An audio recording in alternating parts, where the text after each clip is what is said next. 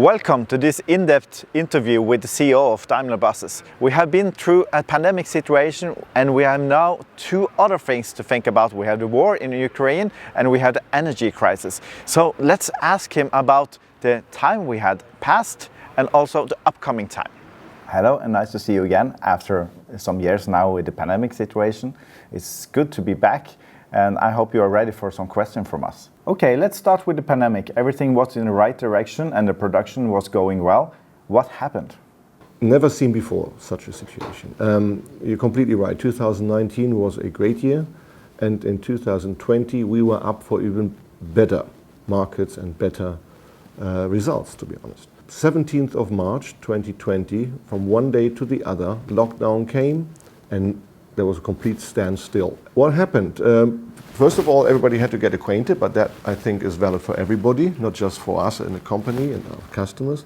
But then we quickly had to think, okay, how do we go about this situation? And first thing was, since it was March, so in the middle of the season to hand over vehicles to customers that they wanted and they were standing on ground, that we reached out to every customer individually to discuss on how can we now together handle the situation. Because obviously, if our customers do not have the possibility to offer their services to customers, how can we then hand over vehicles? So we had to cope with a stock management aspect, and likewise we had to also, together with our customers, find financial solutions to support them. Always having in mind that this would be perhaps something for a year. That it then took longer, nobody could expect. It is fascinating how a company comes together and the colleagues are huddling together when there is really crisis mode. And that happened, and with all the difficulties and also painful moments, that was the positive aspect, that the company was even closer together than it has been already before. And that's something that we strive to take forward. How did you meet the customers that struggle and maybe want to cancel the orders? First of all, cancelling the orders was one thing. We had physical stock and customers had their individual vehicle standing on our ground. So it was not just cancelling of orders, it was how to cope with the real product. Honestly, it was really an individual talk with each and every customer on how the situation is, how can we somehow bridge perhaps financing. We did not, force taking over the vehicles simply because we had contracts. So we managed together this phase, very individual as well, just to really be clear on, we all had the expectation the business is going to come back. At that time we thought it would be perhaps a little bit earlier, so we had to discuss longer than we thought or rediscuss. Many of the customers now took over the vehicles. Some did not, and we found other customers where we adapted the vehicles to their wishes, so that we can say today our stock is more or less on the same level it was pre-pandemic. So it's good and healthy stock. And likewise, this also happened to a certain degree on the used vehicle side as well. So that's how we try to do that. And we had sometimes physical interaction, one-on-ones with 10 meters distance, but mostly it was via telephone and video. The good thing is that we have very close relations for many years, and also that helps to be able to discuss delicate topics, even though it's just on the phone. And that's also true, by the way, when you think of our colleagues, working around the world, which we couldn't meet as well. So we had all this time now video conference with the colleagues in Brazil and in Mexico. It's good if you have a good base, if you have a trustful base, and it proves to be important, especially in these kind of times. In this pandemic situation, every brand was losing money. When do you think we are back, and when do you think we are back to the normal income? Well, you can't get the last year back.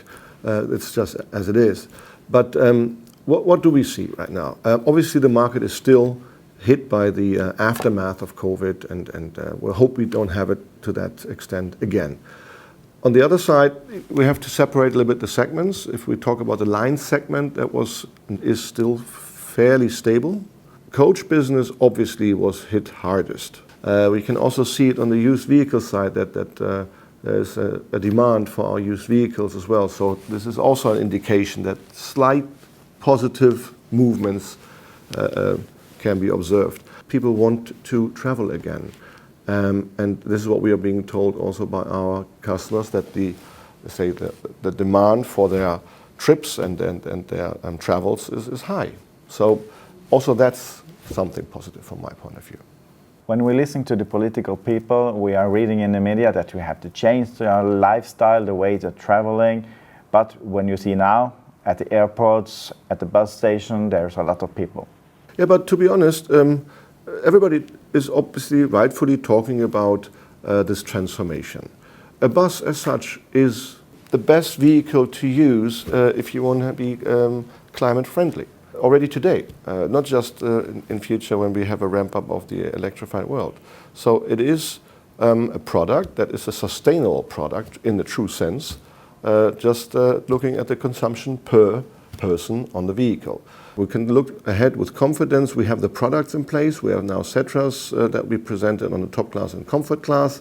We are prepared. You know, we had time to prepare, and now we're going out. And I think actually with all that, with being humble, this will develop positively on the coach side.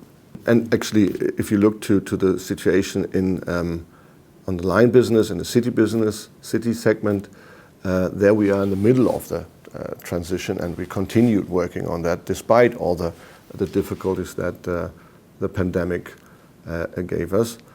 So this is continuing. There we are still in the beginning phase, let's say, of this transformation.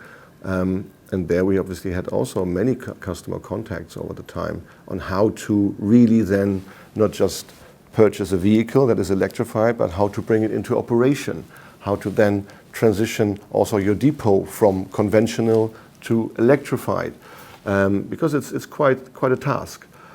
So there was a lot to do despite pandemic, and still is. When we now are back more or less to normal, we were hit by two other things, the war and also the energy crisis. How do that impact the production? The war as such is obviously is horrible, to be very clear. It did not have an effect on our business. We did not have the situation that, for example, supply chain problems out of Ukraine would hit us. That was not the case. We were not that active in the Ukraine, selling vehicles, so also that didn't hit us too much. So I would say it did not have such a big effect on our business, although it is obviously a tremendously sad general situation that we are observing here. But what about the energy crisis? That impact? Well, energy, yes, obviously, because to a certain degree that is just also resulting in cost discussions and how do we cope with that. But we have to say so far, and I think the governments are working intensively on having every let's say quarter safeguarded the energy supply. So far it works well for us, and we do not see at the moment at least any interruption of our production process, for example. But we have to be very observant there and see how it develops further. Now when you launched the facelift of the 500 series, can you tell me a little bit about the story behind it? It interrupted the last phase of this whole process, finalizing the development and then preparing for production. Because we also had the situation that the company was empty. People were at home. So we had to adapt there as well. Many of our colleagues in engineering had then their workplace, their systems and their programs at home to continue working. We did that as well because nobody was allowed to come to office. So that was one step. But it definitely interrupted the flow, to put the vehicle online. First year, 2020, was hit hardest. Then 21, we could arrange a little better again because there was the possibility to come back and also then do the testing and all that. And the preparation was not interrupted by the pandemic, so that's also good. And it was extensive testing. So we had then, if you will, a little bit more time to put the vehicle onto the line, to see how that works, because, we just said we will introduce the vehicle by the end of this year, not perhaps earlier. So it gave us a little bit of time, and I think we used it sensibly. And can you tell me a little bit about your impression of the new 500 series? Well, I did do the testing myself, and I think that would not be adequate because there are people that can do that much better than I. I could just, watch and see. But the testing was extensive because of the fact that we have a lot of new assistance systems in the vehicle, and they're working really well, and you want to be sure that this is working. When we talk about our upgraded PPC, where we have 95% of the roads covered now of Europe, that needed to be tested as well, and it works well. This was really nitty-gritty work to have it then all lined up in a way that we are really confident that this is now the utmost we could achieve, and we now can hand it over with a truly good feeling.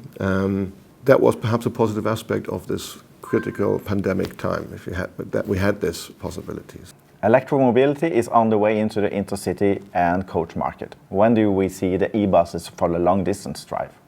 Well, we explained our roadmap, meaning by 25 we intend to have an interurban vehicle based on battery drivetrain, and by the end of the decade we also will have a coach electrified. We're going the dual strategy as the truck AG, Daimler Truck is going as well, simply for the fact that it depends on the application of the vehicle, which kind of technology you would use.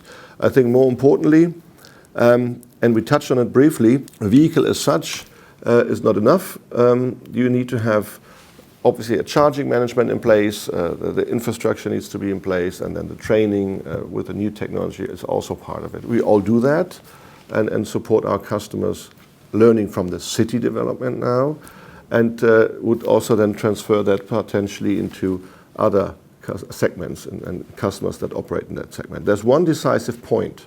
If the infrastructure development is not synchronized with the introduction of electrified vehicles, then we're not getting to our targets. And I think this needs to be discussed openly, and we have to do that in partnership. It's OEMs together with the customers and municipalities, together with the political stakeholders, really in a true sense that we only together can achieve those goals that we have set out. And I think the synchronization there we have to do some improvement. Do you think the hydrogen and e-mobility is also the best solution for the coach industry, or will diesel still be for the future? I'm convinced that we will have a great degree of Euro 7 vehicles in interurban as well as in coach. I'm just saying there is a segment within those two segments that will require alternative drivetrains. If you have inner city limits, you might have the necessity for a coach that still can access inner city with an alternative drivetrain. And I think that's exactly the point that we're talking about. There's not one solution of the drivetrain, but there's at least for us, three approaches to do that. Again, depending on the application, that then prevails. And my last question is about the city buses. What can you tell us about the city buses? I would really like to emphasize one thing on a city bus. And I know everybody talks about quiet cities and emission-free cities, and that's true and it's right. But in order to get this done, we have learned how to accompany the customers. And it's not easy. It was a challenge and it still is. We have to change as well. What do I mean? We are not just producing an e-bus, an e-Citaro. We are producing the e-Citaro in conjunction with a package that we call e-System, where we are together with the customer analyzing the topography, the prerequisites that we see and have there, in order to then put in the charging management, also safeguard the infrastructure and talk to the municipalities, do the training, also then even going down to construction and converting the depot from conventional to E. We do that, if you will, as a turnkey offer, if customer wants that and requires that. And I think that's a new thing, that we are broadening our services to the requirements of our customers. And I think now we see that there is a greater demand coming up because the timelines are getting shorter now. Now we're approaching the end of the decade. So consequently, now it's the time to prepare because it takes some preparation to then really also operate electric vehicles. And thank you so much for your time. It was a pleasure to have you here. Thank you for watching this video and our interview with the CEO of Daimler Buses. If you like this type of interviews and videos we make, please give us a comment and remember to subscribe on our channel. Have a nice day.